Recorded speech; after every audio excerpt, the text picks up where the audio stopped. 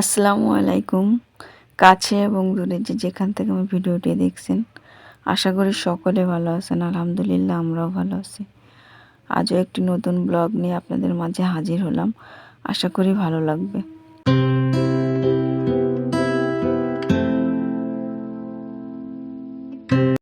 Facebook খুললেই আসলে কিছু কিছু নিউজ দেখলে এতটা মন খারাপ হয়ে যায় যে এখনের যুগেও দেখেন অবলাদের দিয়ে কত কষ্ট করায়। আসলে দেখলেই আসলে খুব কষ্ট লাগে যে মানুষের মনুষ্যত্ব বোধ আসলে কোথায় হারিয়ে গেছে।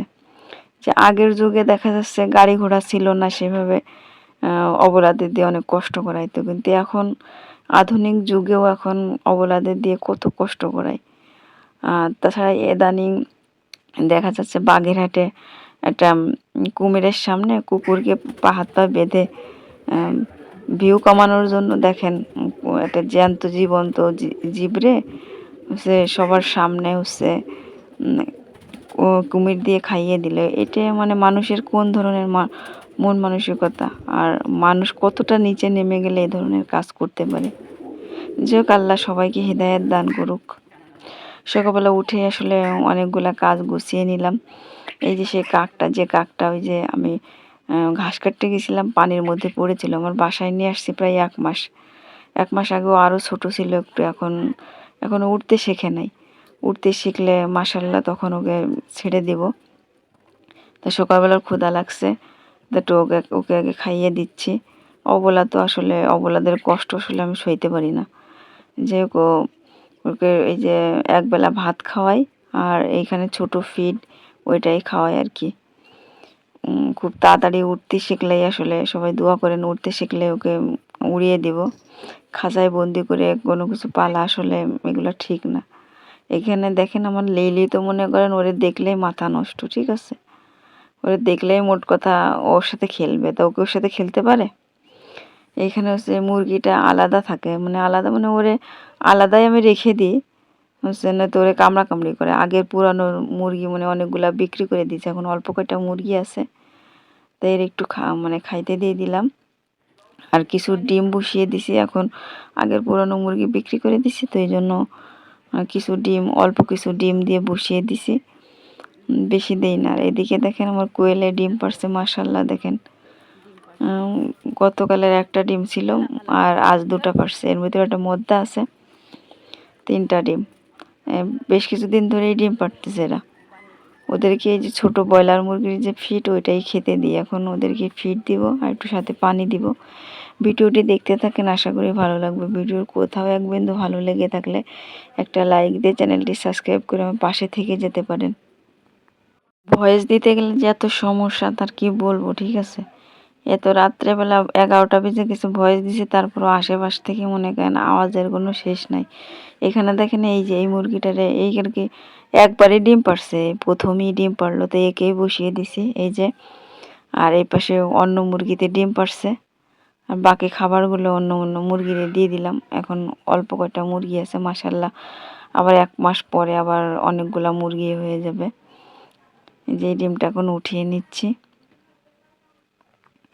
এখন 4টা মুরগিতে ডিম পারতেছে। আমার এখন 7টা মুরগি আছে আর বড় মুরগি, তা 7টার থেকে কুচে লাগছে হচ্ছে 3টার, আর বাকিগুলা ডিম পারে। এখানে দেখেন রান্না বান্না করতে আসলাম দুপুরবেলা। আজকে ব্রয়লার মুরগির মাংস রান্না করে নিচ্ছি। মাংসটা হয়ে গেছে, এখন এই যে মাখা মাখা ঝোল করে আর কি রেখে আর কি নামিয়ে নেব। বাসায় আসলে হাঁস মুরগি পাললে আসলে নিজেদেরও ডিম মাংস খাওয়া হয়, তারপরও মনে করেন বিক্রি করে নিজের ইচ্ছে মতো মনে করেন খরচও করা যায়। এদিক থেকে অনেক সুবিধা। এখানে দেখেন আজকে ব্রয়লার মুরগির মাংস রান্না করতেছি আর পালং শাক দিয়ে রুই মাছ দিয়ে রান্না করব। এখন মাংসটা নামিয়ে নিছি, এখন মাছটা ভেজে এখানে তেলাপিয়া মাছগুলো আছে বিড়ালের জন্য, আর রুই মাছগুলো আছে আমাদের জন্য রান্না করব এই যে পালং শাক দিয়ে। আসলে মাংসের থেকে আমার একটু শাক সবজি একটু ঝোলের তরকারি বেশি পছন্দ। মাংস মনে করেন 1-2 মাস পরে একদিন খেলেই তাতেই আমি খুশি, ঠিক আছে। কিন্তু অন্যদের মতো প্রতিদিন মাছ মাংস আমার ভালো লাগে না। যাই হোক, এখানে দেখেন আগে আলুটা একটু কষিয়ে নিছি, নিয়ে এখন ঝোলের পানি দিয়ে ওতে পালং শাকটা দিয়ে দিলাম। এতে অল্প অল্প ঝোল রেখে তারপর নামিয়ে নেব। আর মাছ দিব পরে আর কি। একটু হয়ে কেবল মানে শাকটা দিলাম, দিয়ে কিছুক্ষণ পর ফুটে উঠলে একটু ভালো করে তারপর মাছ দিয়ে দিব। সংসার জীবনে সুখী হইতে গেলে কিন্তু বেশি অর্থবিত্তের প্রয়োজন হয় না, মনের সুখটাই বড় সুখ। যে যার মধ্যে মনের সুখ আছে সেটাই প্রকৃত সুখ। অনেকের আছে অনেক অর্থবিত্ত আছে কিন্তু মনের শান্তি নাই। অনেকের দিন আনে দিন খায়, তাদের মনে কিন্তু মনে করেন অফুরন্ত শান্তি। আর যারা দিন আনে দিন খায় না, তাদের মনে করেন ঘুমের কোনো সমস্যা নাই, কিন্তু যাদের কোটি কোটি টাকা আছে তাদের রাত্রে ঘুমাইতে গেলে ওষুধ খেতে হয়, এ চিন্তা সে চিন্তা, অনেক চিন্তা। ঠিক আছে, এই জন্য যারা দিন আনে দিন খায় এদের জীবনে অনেক সুখের জীবন, আমি যেটা মনে করি। আমরাও মানে তার বাস্তব প্রমাণ। যাই হোক, এদিকে দুপুরবেলা রান্না বান্না হয়ে গেছে, এখন চুলায় আগুন আছে। এখন চুলাটা একটু আগে লেপে নিলাম। এই চুলাটা শুকাইলে একদম সাদা দেখাবে, এখন ভেজা তো এই জন্য একটু কালচে দেখাচ্ছে।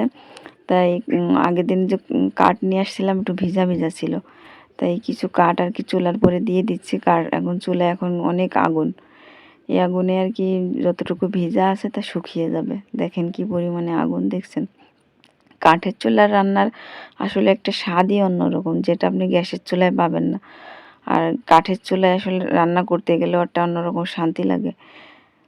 এইখানে আমি বেশিরভাগ কাঠেই রান্না করি, গ্যাসে খুব কমই রান্না করি।